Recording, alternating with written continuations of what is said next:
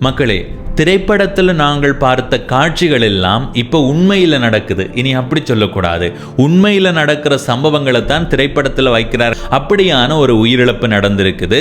அது பற்றி உங்களோட தெளிவாக பகிர்ந்து கொள்கிறேன். அடுத்தது, பயங்கரவாத தடை சட்டத்தின் கீழே கைது செய்யப்பட்ட கிளிநொச்சியை சேர்ந்த சொல்லிசை பாடகரான சங்கீத்சன் என்ற இளைஞனுக்கு ஆதரவாக கனடாவில் இருந்து ஒரு குரல் ஒலித்திருக்கிறது. அத்தோடு அரசு தலைவரான அனுரகுமார திசாநாயக்க அவர்கள் அந்த இளைஞனினுடைய விடுதலை தொடர்பாக தொலைபேசி உரையாடல் ஒன்றில் பதில் வழங்கி இருக்கிறார். அது மாத்திரமல்லாது முன்னாள் முதலமைச்சர் ஒருவர் கைது செய்யப்பட்டிருக்கிறார். இவ்வளவு மாணவர்கள் படிப்பையே விட்டிருக்கிறார்களா என்று நீங்கள் அதிர்ச்சி அடைகிற மாதிரி ஒரு முக்கியமான செய்தி இருக்குது. அத்தோட குவைத் நாடு 27 நாடுகளுக்கு தடை விதித்திருக்கிறது. அந்த 27 நாட்டுக்குள்ள எங்களுடைய நாடும் இருக்கிறதா என்பதையும் இந்த காணொளியில் தெளிவாக உங்களோடு பகிர்ந்து கொள்ளப் போகிறேன். முழுமையாக பார்த்து உங்கள் கருத்துக்களை பகிர்ந்து கொள்ளுங்கள். இதுவரை பவனீசன் குரல் என்ற இந்த யூடியூப் தளத்தை சப்ஸ்கிரைப் செய்யாதவர்கள் சப்ஸ்கிரைப் செய்து பக்கத்தில் இருக்கிற மணிபொத்தன் பெல் ஐகானை அழுத்தி இணைந்திருங்கள். அப்பதான் நான் போடுற ஒவ்வொரு காணொளியும் உங்களை வந்து சேரும். வணக்கம் நண்பர்களே, நான் உங்கள் நண்பன் தர்சனாமூர்த்தி பவனீசன். இன்று 10ஆம் நாள் 6ஆம் மாதம் 2026ஆம் ஆண்டு. முதலாவது செய்தி திரைப்பட காட்சியை நினைவுபடுத்துகிற மாதிரி இருக்கும். தங்காலை மாகும்புர பிரதான வீதி. அந்த பிரதான வீதியில் சொகுசு பேருந்து ஒன்றில் ஓட்டுநராக பணியாற்றுகிற ஓகவெல பகுதியை சேர்ந்த 55 வயதான நபர் கடந்த 8ஆம் நாள் உயிரிழக்கிறார். என்ன நடந்திருக்குதுன்னா 8/6/2026 நேற்று முன்தினம் அவர் மாகும்புர பகுதியிலிருந்து தங்காலை நோக்கி பயணம் செய்கிறார். அவருடைய இலக்கை அடைந்ததற்கு பிறகு அவருடைய உடல்நிலையில் மாற்றம் தெரியுது. நோய்வாய்ப்படுறார். உடனடியாக அவர் வைத்தியசாலைக்கு கொண்டு செல்லப்படுறார். ஆனால் அங்கு கொண்டு செல்லப்பட்டும் அவரை காப்பாற்ற முடியவில்லை. அவர் உயிரிழந்து போறார். இந்த நிலையில் நேற்று 9/6/2026 அவருடைய உடல் பரிசோதனைக்கு உட்படுத்தப்பட்ட போது அவருடைய வயிற்றுக்குள்ளே இருந்து 2 ஐஸ் போதைப் பொருள் பைகள் எடுக்கப்பட்டிருக்குது. அதுல ஒரு பை உடைஞ்சு போயிருக்கு. அந்த பை உடைஞ்சு அந்த போதைப் பொருள் இரத்தத்தோடு கலந்து நச்சுத்தன்மை ஏற்பட்டதால தான் அந்த உயிரிழப்பு பதிவாகி இருக்கிறதாக சொல்லப்படுகிறது. நீங்கள் அயன் திரைப்படம் பார்த்திருப்பீர்கள். அந்த திரைப்பட காட்சியை பார்த்து இது திரைப்படத்தில் நடக்குது, உண்மையில் நடக்கிறதுக்கு வாய்ப்பு இல்லைன்னு யோசிக்க மாட்டோம். பல நாடுகளில் இப்படி நடக்குது. அது திரைப்படத்தில் நாங்கள் முதல்ல அப்பதான் பார்க்குறோம். வேறு திரைப்படங்களில் வந்துச்சோ தெரியல. ஆனால் அதை பார்த்துட்டு நான் உண்மையாக பயந்துருக்கிறேன். என்னடா இது இந்த அளவுக்கு உயிர் பணயம் வைக்கிறதாண்டு. அதே சம்பவம் எங்களுடைய நாட்டில் நடந்திருக்குது. அதனால உயிரும் போயிருக்குது.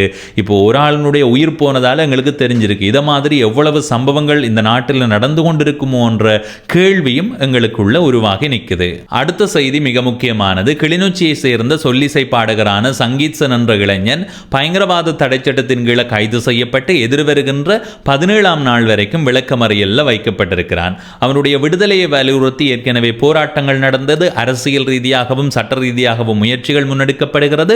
அதையும் தாண்டி வெளியிலே இருந்தும் உள்ளே இருந்தும் அந்த இளைஞனுக்கு ஆதரவான குரலும் பயங்கரவாத தடை சட்டத்துக்கு எதிரான குரலும் எழுந்து கொண்டிருக்கிறது. நேற்று ஒரு காணொளி பார்க்க கிடைத்தது. கேரளாவைச் சேர்ந்த சொல்லிசை பாடகரான வேடன் அந்த இளைஞனுக்கு ஆதரவாக தன்னுடைய குரலை எழுப்பியிருந்தார். இது மாதிரி பல பேர் அந்த இளைஞனுக்கு ஆதரவாகவும் பயங்கரவாத தடை சட்டத்துக்கு எதிராகவும் குரல்கள் எழுப்பி கொண்டிருக்கிறார்கள்.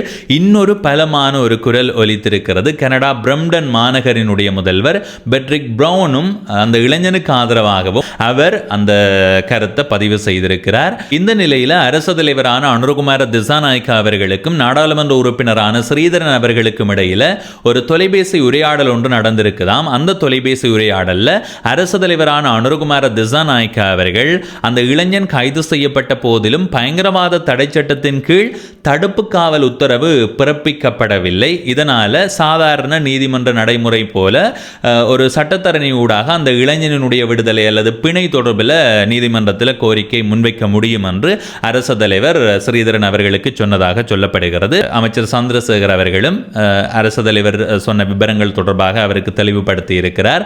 அது மாத்திரமல்லாது அந்த இளைஞனினுடைய தாயாரோடு சந்திரசேகர் அவர்கள் தொடர்பு கொண்டு கதைத்ததாகவும் சொல்லப்படுகிறது. எனவே அரசு தலைவரான அனுரகுமார திசாநாயக்க அவர்கள் இதை நீதிமன்றத்தின் ஊடாக அணுக முடியும்.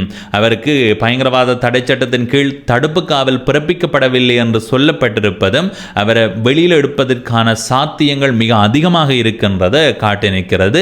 எனவே விரைவில் அந்த இளைஞன் வெளியில் வர வேண்டும் என்பதுதான் எல்லோருடைய எதிர்பார்ப்பும். இந்த இளைஞனுடைய கைதுக்கு பிறகு இந்த பயங்கரவாத தடை சட்டம் பெரிய அளவில் பேசுபொருளாக மாறி இருக்கிறது. இந்த அரசாங்கம் ஆட்சிக்கு வருகிற போது சொல்லிக் கொண்டு வந்தது பயங்கரவாத தடை சட்டத்தை நீக்குவோம் என்று. ஆனால் இதுவரைக்கும் நீக்கல. அந்த ஆட்சி காலத்திலேயே பயங்கரவாத தடை சட்டத்தின் கீழே கைதுகள் நடந்து கொண்டிருக்குது. எனவே இது தொடர்பாக மக்களுக்கு அரசு மேல ஒரு பெரிய அதிருப்தி ஏற்பட்டிருக்கிற நிலையில் நேற்றைய நாளில் நாடாளுமன்றத்தில் உரையாற்றிய பொதுமக்கள் பாதுகாப்பு அமைச்சர் ஆனந்த விஜயபாலா அவர்கள் என்ன சொல்லி இருக்கிறார் என்றால், அடக்குமுறை சட்டங்களை பயன்படுத்தி ஆட்சியை தக்க வைக்க வேண்டிய தேவை தங்களுக்கு இல்லை என்றும் பொதுமக்களினுடைய ஆணை தங்களுக்கு இருப்பதாகவும் சொல்லியிருக்கிறார். அதே வேளையில் இந்த பயங்கரவாத தடை சட்டத்தை நீக்கிறதுக்கான முதல்கட்ட வேலைப்பாடுகளும் முடிந்துவிட்டதாம்.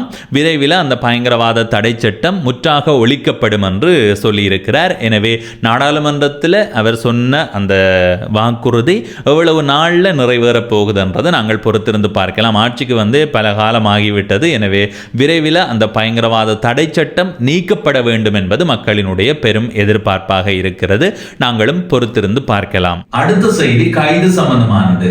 தென்மாகாணத்தின் முன்னாள் முதலமைச்சரான ஷான் விஜயரால்டி சில்வா இன்றைய நாளில் கைது செய்யப்பட்டிருக்கிறார். ஏற்கனவே இவர் மேல பல முறைப்பாடுகள் பதிவு செய்யப்பட்டிருக்கிறது.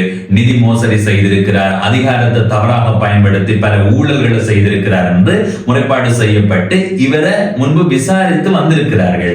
இந்த நிலையில தான் இன்றைய நாளில் கையூட்டல் மற்றும் ஊழல் ஒழிப்பு ஆணைக்குழுவால கைது செய்யப்பட்டு நீதிமன்றத்தில் முன்னிலைப்படுத்தப்பட்டு எதிர்வருகின்ற 12ஆம் நாள் வரைக்கும் விளக்கமறியல்ல வைக்கப்பட்டிருக்கிறார்.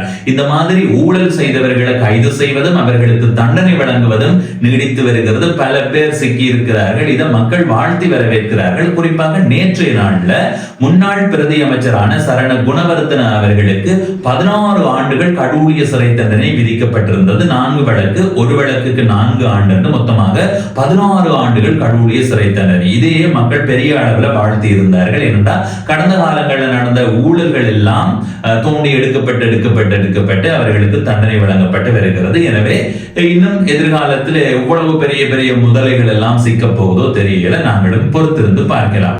அடுத்தது இது ஒரு பெரிய அதிர்ச்சியான செய்தி என்றுதான் சொல்ல முடியும்.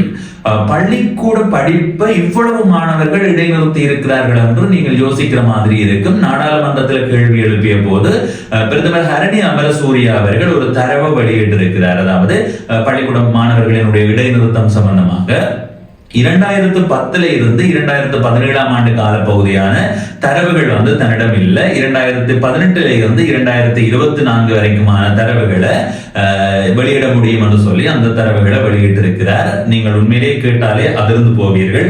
மொத்தமாக 2,67,138 பேர் பள்ளிக்கூட படிப்பை இடையில நிறுத்தி இருக்கிறார்கள்.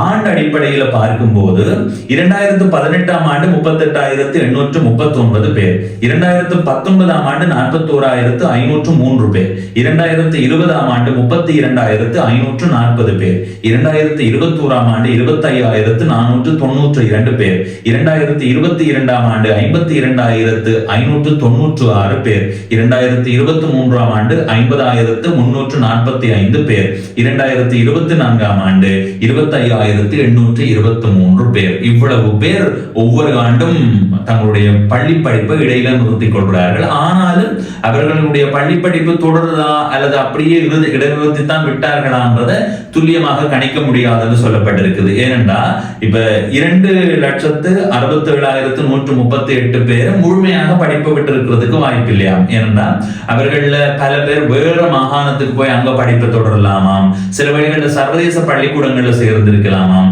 சில பேர் தங்களுடைய அம்மா அப்பாவோட அல்லது உறவினர்களோட வெளிநாட்டுக்கு போய் அங்க படிப்பை தொடரலாம். இதுல எவ்வளவு பேர் படிப்பு முழுமையாகவே விட்டுட்டார்கள் என்பதை சொல்ல முடியாது. என்னை பொறுத்த வரைக்கும் பெரும்பாலானவர்கள் அந்த படிப்பை இடைநிறுத்தி இருக்கிறதுக்கு தான் வாய்ப்பு இருக்கு. அடுத்தது குவைத் நாட்டினுடைய உள்நாட்டு அலுவலர்கள் அமைச்சு சில சட்டத்திட்டங்களை கொண்டு வந்திருக்குது.